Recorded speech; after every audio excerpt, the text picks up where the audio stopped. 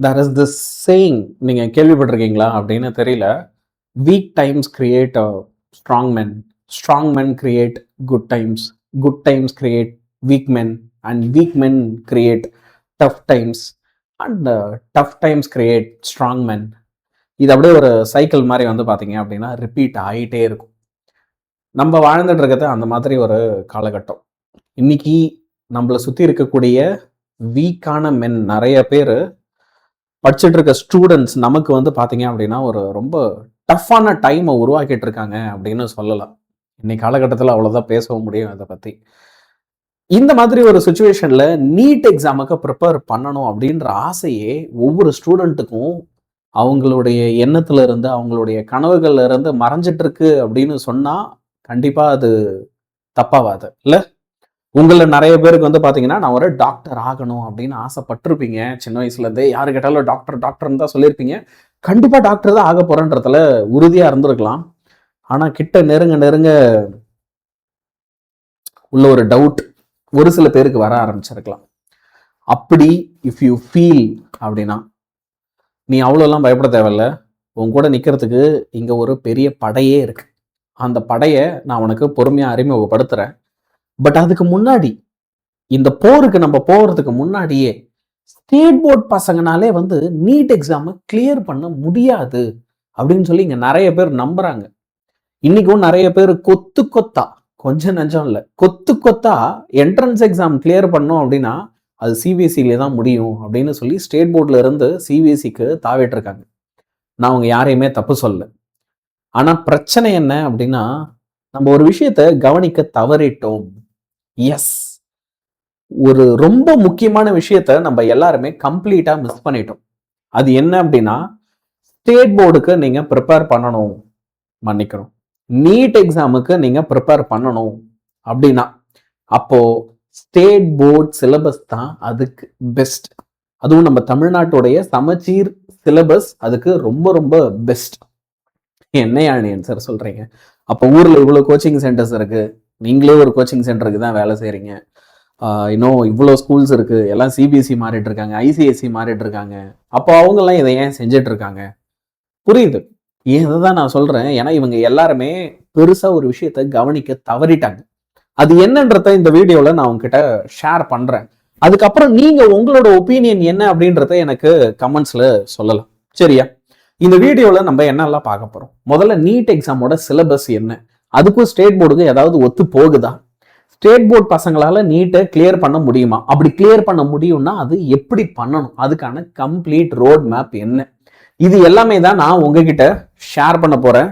பேசிக்ஸ்ல இருந்து ஒண்ணுமே இல்லை. இப்போ நீங்க நீட்டோடைய சிலபஸ் பிசிக்ஸ்ல இருந்து ஆரம்பிப்போம். உங்களுக்கே தெரியும் நீட்ல வந்து பாத்தீங்கன்னா physics, chemistry, biology, botany, zoology, so இதெல்லாம் தான் வந்து இருக்க போகுது. சரியா?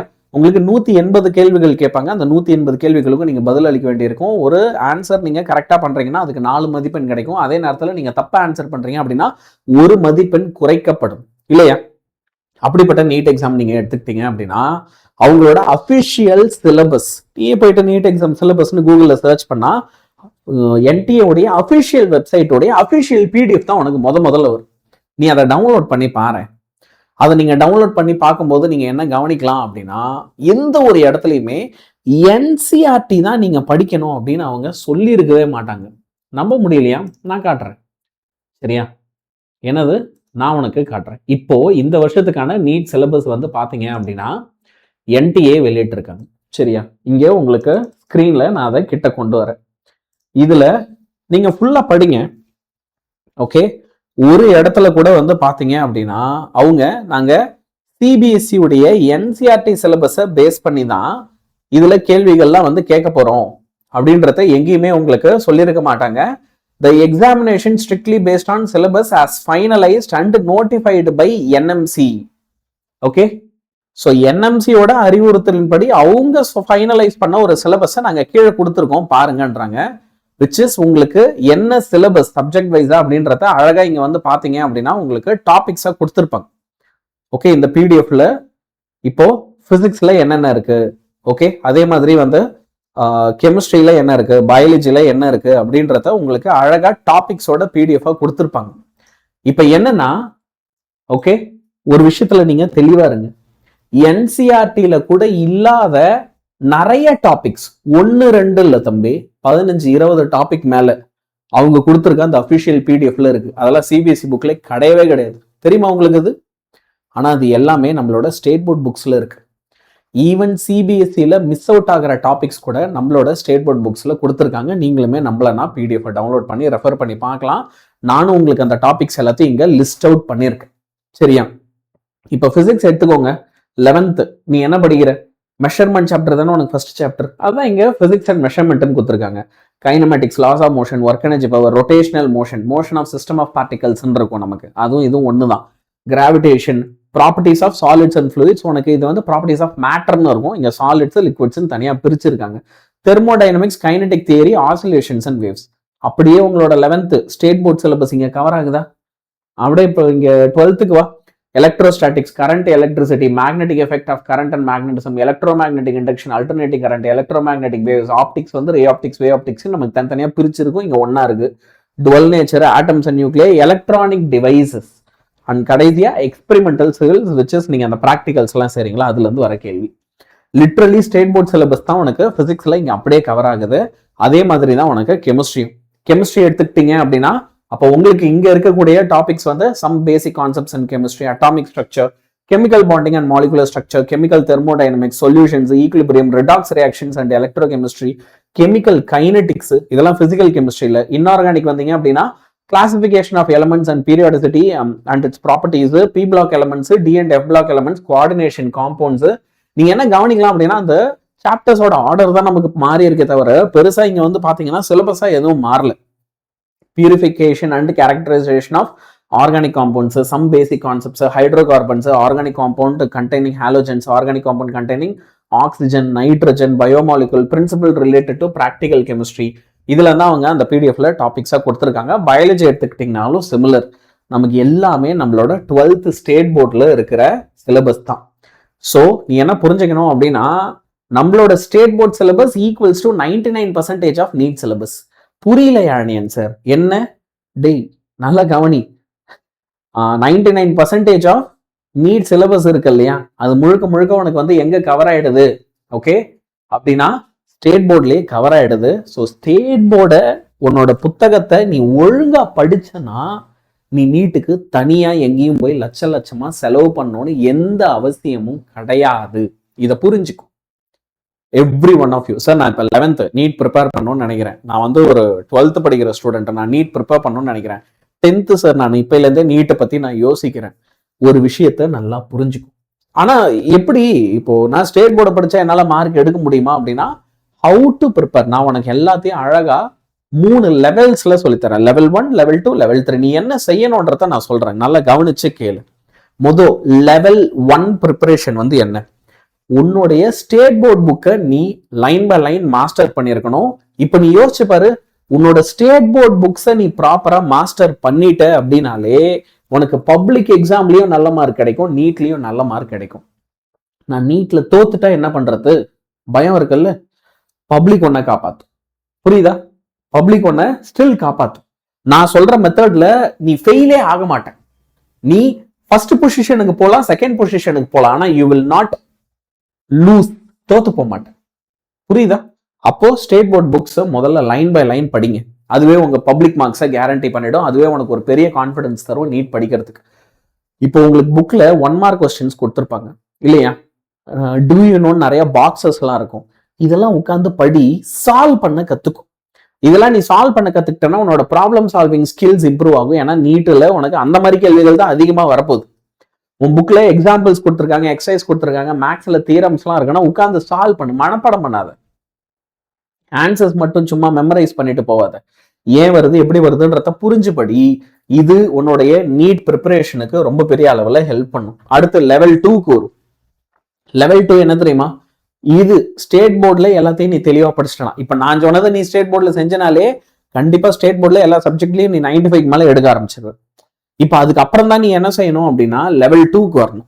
லெவல் 2 வந்து என்ன சார்? லெவல் 2 என்னன்னா நீட்டுடைய PYQ, ப்ரீவியஸ் இயர் கொஸ்டின்ஸ். கடைசி 10 வருஷத்துல என்னென்ன கொஸ்டின் எல்லாம் கேட்டாங்களோ அதை சால்வ் பண்ண ஆரம்பிக்கிறது. ஒரு நல்ல நீட் PYQ வாங்குங்க, சரியா? இப்போ நல்ல PYQனா என்ன? அந்த நல்ல புக்கில் எப்படி இருக்கணும் அப்படின்னா, ஒரு சாப்டர் எடுத்துக்கிட்டா அந்த சாப்டர்ல டாபிக் வைஸா கொஸ்டின்ஸை கொடுத்துருக்கணும். எந்தெந்த வருஷத்துல கேட்டாங்கன்ட்டு சாப்டர் வைஸா மட்டும் இருக்கக்கூடாது, டாபிக் வைஸா இருக்கணும். கண்டிப்பா அதுக்கு ஆன்சர் கீ எக்ஸ்பிளனேஷன் இருக்கணும், என்ன ஃபார்முலா வச்சு சால்வ் பண்றாங்கன்னு இருக்கணும். இதெல்லாம் இருந்தால் தான் அது ஒரு நல்ல கொஸ்டின் பேங்க். அப்ப அதெல்லாம் இருக்கான்னு பார்த்துட்டு புக்கை வாங்கு. சரியா? லாஸ்ட் 10 இயர் கொஸ்டின்ஸ் இதை நீ சால்வ் பண்ணா போதும். இருக்கும் 38 வருஷம், 39 வருஷம், 40 வருஷம்னு புக் இருக்கும். நீ அந்த 40 வருஷத்துல கடைசி 10 வருஷத்தை சால்வ் பண்ண போதும். ஒரு நாளைக்கு ஒரு 20 கொஸ்டின், பயாலஜில 10 கொஸ்டின் டக்கு டக்குன்னு முடிச்சிடலாம். ஒரு கெமிஸ்ட்ரியில 5, பிசிக்ஸ்ல 5, டெய்லி ப்ராக்டிஸ் பண்ணிட்டே வா. 12th படிக்கும் போதே 11th படிக்கும் போதே நீ என்ன செய்யணும், டெய்லி ப்ராக்டிஸ் பண்ணிட்டே வரணும். அது மட்டும் இல்லாம லெவல் 3 ப்ரிப்பரேஷனா பாத்தீங்க அப்படின்னா, இன்னைக்கு இந்தியாவில் நிறைய ஃபேமஸான பிராண்டடான பெரிய பெரிய கோச்சிங் சென்டர்ஸ் இருக்கு. பெயர் சொல்ல நான் விரும்பல, வேதாந்து தவிர. சரியா? Vedantu is one such brand. Okay, இன்னுமே நிறைய பிராண்ட்ஸ் இருக்கு. நான் இதுல ஃப்ராங்கா தான் பேசுறேன். சரியா? இந்த பிராண்ட்ஸ் கிட்ட இருந்து மாடல் டெஸ்ட்டை வாங்கி எழுத ஆரம்பி. ஓகே, நீ அதிகமாக ஸ்பெண்ட் பண்ண வேண்டாம் அப்படின்னா கம்மியான பட்ஜெட்லேயே நிறைய பேர் கண்டக்ட் பண்ணுறாங்க, இன்க்ளூடிங் அவர் செல்ஃப். நம்மளாம் 1000 ரூபாயிலே கண்டக்ட் பண்ணுறோம். சரியா? ஸோ இந்த டெஸ்ட் சீரீஸை எழுது. ஏன் ஆடியன்ஸை நான் டெஸ்ட் சீரீஸ் எழுதணும், நான் வேற எங்கேயாவது இதெல்லாம் பண்ணக்கூடாதா? தி ஆக்சுவல் எக்ஸாம் சினாரியோ இன்னைக்கு தேவைப்படும் நீட்டுக்கு. இனிமே நீட் உனக்கு எப்படி இருக்க போகுது அப்படின்னா, CBT mode, computer based test. கம்ப்யூட்டர்ல தான் நீ எக்ஸாம் எழுத போற, பேப்பர்ல இல்லை, உட்காந்து ஷேட் பண்ண போறதில்ல ஓஎம்ஆர்ல. நீ எக்ஸாம் சென்டருக்கு போனா ஃபுல்லா ஒரு கம்ப்யூட்டர் லேப் இருக்கும். கம்ப்யூட்டர் லேப்ல கம்ப்யூட்டர்ல உட்கார வச்சுட்டு உனக்கு எதிர ஒரு ஆப் இருக்கும், அந்த ஆப்ல தான் ஃபுல் டெஸ்ட் எழுத சொல்லுவாங்க. அப்போ அதை உனக்கு எப்படி அட்டன் பண்றதுன்னு தெரியணும். கம்ப்யூட்டர்ல இதை எப்படி நான் சால்வ் பண்ணுன்றதுக்கு உனக்கு தெரியணும்.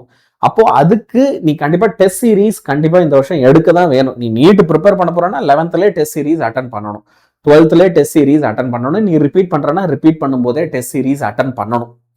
புரியுதா? இன்னைக்கு அதுக்கான அவசியம் ரொம்ப டிமாண்டிங்கா போச்சு. ஸோ அதனாலதான் இது கம்பல்சரி நீ பண்ணி தான் ஆகணும் அப்படின்ற சுச்சுவேஷன்ல இருக்கிறதுனால வந்துட்டு நான் அதை சொல்றேன். ஸோ எந்த அளவுக்கு நீ டெஸ்ட் அதிகமாக எழுதுறியோ அந்த அளவுக்கு உனக்கு ப்ராக்டிஸ் இருக்கும். ப்ராக்டிஸ் இருந்தால் உனக்கு கான்ஃபிடன்ஸ் வர ஆரம்பிச்சிடும். இந்த டெஸ்ட் சீரீஸ் அட்டன் பண்ணதான் நீ எங்க வீக்கா இருக்குன்னு உனக்கு தெரியும். நீ ப்ரிப்பேர் பண்ற நிறைய பசங்கிட்ட நான் பாக்குற பெரிய பிரச்சனை என்ன தெரியுமா? டெஸ்ட் எழுதவே மாட்டான். நான் இன்னும் படிக்கவே இல்லை, நான் அந்த டாபிக்ல இன்னும் கிளியரா இல்லைன்ட்டு என்ன பண்ணுவான் அப்படின்னா, படிச்சுனே தான் இருப்பான் கடைசி வரைக்கும். இது ஒன்றும் உன்னோட ஸ்டேட் போர்டு எக்ஸாம் கிடையாது, பப்ளிக் எக்ஸாம் கிடையாது. தியரி நீ கடைசி வரைக்கும் உட்காந்து படிச்சுட்டே இருந்து எக்ஸாம்ல போய் ஒப்பிச்சுட்டு திரும்ப மறக்கிறது. It doesn't work like this. இங்க உனக்கு ஒரு கான்செப்ட் புரிஞ்சுதா புரியலையான்றதை தெரிஞ்சுக்கிறதுக்கே டெஸ்ட் எழுதுனா தான் முடியும். நீ புரியவே இல்லைன்னு நினைச்சிட்டு இருப்ப, டெஸ்ட் எழுதுனா நல்ல மார்க் எடுப்ப. அப்படின்னா அது உனக்கு புரிஞ்சிருக்கு, நீ தான் கான்ஃபிடன்ஸ் இல்லாம இருந்த அப்படின்னு அர்த்தம். ஆனா அந்த டெஸ்ட் எழுதுனாதான் தெரியும். அதனால திரும்ப நான் இன்சிஸ்ட் பண்றேன், கண்டிப்பா டெஸ்ட் எடுங்க. டெஸ்ட் எடுத்தா தான் உன்னால இதுல இம்ப்ரூவ் ஆக முடியும். தப்பு பண்ணு, எவ்வளவு டெஸ்ட் எடுக்கிறியோ எல்லா டெஸ்ட்லயும் தப்பு பண்ணு, கம்மியா மார்க் எடு. ஆனா அந்த டெஸ்ட் எல்லாம் முடிஞ்சதுக்கு அப்புறம் திரும்ப உட்காந்து அதோட கரெக்ட் ஆன்சர் என்னன்னு கத்துக்கிட்டு திரும்ப ப்ராக்டிஸ் பண்ணு. And then you will improve. That's how you have to study. சரியா? ஸோ உன்னோட வீக் ஏரியாஸை நீ என்னன்றதை கண்டுபிடிச்சு திரும்ப அந்த டாபிக்ஸை ரிவைஸ் பண்ணி திரும்ப இம்ப்ரூவ் பண்ணணும். ஓகேவா? ஸோ இப்படிதான் நீங்க நீட் எக்ஸாமுக்கு 11th and 12th படிக்க பார்த்து ப்ரிப்பரேஷன்ஸ் பண்ணணும். நல்லா ஞாபகம் வச்சுக்கோ. இப்போ இதுல உனக்கு ஃபர்ஸ்ட் ஸ்டெப்ல ஹெல்ப் பண்றது தீமினல் பேட்ச். சார், நான் ஸ்டேட் போர்டு புக்கை நல்லா படிக்கணும், அதுல இருக்கிற 1 marks ப்ராப்ளம்ஸ் இதெல்லாம் நல்லா படிக்கணும், எனக்கு இதுல ஸ்கூல்ல கரெக்டான சப்போர்ட் கிடைக்கல அப்படின்னா, ஸ்டெப் நம்பர் 1 முழுக்க எங்க பொறுப்பு, நாங்க பாத்துக்கிறோம். நீ 12th படிச்சுட்டு இருக்க அப்படின்னா நம்ம தீமினல் பேட்ச்ல ஜாயின் பண்ணு. உனக்கு 2299 rupeesல இந்த பேட்ச் நாங்க கண்டக்ட் பண்றோம். உனக்கு லைவ் இருக்கு, ரெக்கார்டட் இருக்கு. அது மட்டும் இல்லாம உனக்கு 600 out of 600 எடுக்கிறதுக்கும் நாங்க ஹெல்ப் பண்றோம். நீட், ஜேஇ, விட்டி, ஏட்ரிபிளி, எஸ்ஆர்எம், ஜேஇ, சியூஇடி, என்டிஏ என்னென்ன என்ட்ரன்ஸ் எக்ஸாம் இருக்கோ எல்லாத்துக்குமே நாங்க ஹெல்ப் பண்ணி தரோம். தமிழ் மீடியமும் எடுக்கிறோம், இங்கிலீஷ் மீடியமும் எடுக்கிறோம். 12th ஸ்டேட் போர்டு பசங்களுக்கு. சார், நான் ஒரு 11th படிக்கிற பையன், நான் எப்படி 12th வரைக்கும் வெயிட் பண்ணட்டுமா, 11th இருந்தே நான் வரேன், நீங்க எனக்கு சொல்லி தருவீங்களான்னா 11th படிக்கிறவங்களுக்கு நாங்க ஒரு ஆஃபரே வச்சிருக்கோம். Just at the cost of 3000 2 வருஷமும் நீ சேர்ந்துடலாம். உன்னை கேரண்டியா இந்த மாதிரி எக்ஸாம்ஸ்ல நாங்க ஜெயிக்க வைக்கிறோம். அதுல எங்களுக்கு கொஞ்சம் கூட டவுட் இல்லை. புரியுதா? ஸோ ஜஸ்ட் 3000 தான் நீ பே பண்ணும். 2 வருஷத்துக்கு உனக்கு லைவ் கிளாஸஸ், ரெக்கார்டட் கிளாஸஸ் ரெண்டுமே கிடைச்சிரும். உனக்கு 600 எடுக்கணும் அப்படின்னா பெஸ்ட் ஆப்பர்ச்சுனிட்டி நாங்க தான் உனக்கு ப்ரொவைட் பண்ண போறோம். அதுல எனக்கு எந்த டவுட்டும் கிடையாது. நல்ல ஒரு கிளாரிட்டியோட படிங்க. நீங்க எந்த அளவுக்கு கிளாரிட்டியோட இருக்கீங்களோ அந்த அளவுக்கு நீங்க ஓகே சூப்பரா சக்சீட் ஆகிறதுக்கு, நல்லா படிக்கிறதுக்கு உங்களுக்கு அது பயங்கர பயனுள்ளதா, பயங்கர ஹெல்ப்ஃபுல்லா இருக்கும். சரியா? நான் இப்போ இங்க பேசின விஷயங்கள் உங்களுக்கு ஒரு நல்ல கிளாரிட்டியை கொடுத்துருக்கோம். நீட் மாதிரி ஒரு எக்ஸாமை ஒரு ஸ்டேட் போர்ட் ஸ்டூடெண்ட்டா நம்ம எப்படி அப்ரோச் பண்ணணும் அப்படின்றதுல ஒரு நல்ல கிளாரிட்டி வந்திருக்கும் அப்படின்னு நான் நம்புறேன். சரியா? ஸோ நீங்க எந்த அளவுக்கு கிளாரிட்டியா ஃபீல் பண்றீங்க, உங்களுக்கு வேற ஏதாவது கேள்விகள் இருக்கா இந்த எக்ஸாம் சம்பந்தப்பட்டமா அப்படின்றதையும் எனக்கு கமெண்ட்ஸ்ல போடுங்க கண்டிப்பா. சரியா? My dear boys and girls, thank you for listening. இது வரைக்கும் நம்ம சேனல் சப்ஸ்கிரைப் பண்ணல அப்படின்னா மறக்காம சப்ஸ்கிரைப் பண்ணிடு. இது வரைக்கும் இந்த வீடியோவை லைக் பண்ணல அப்படின்னா கண்டிப்பா லைக் பண்ணிடு. ஓகே, பாய் பாய்.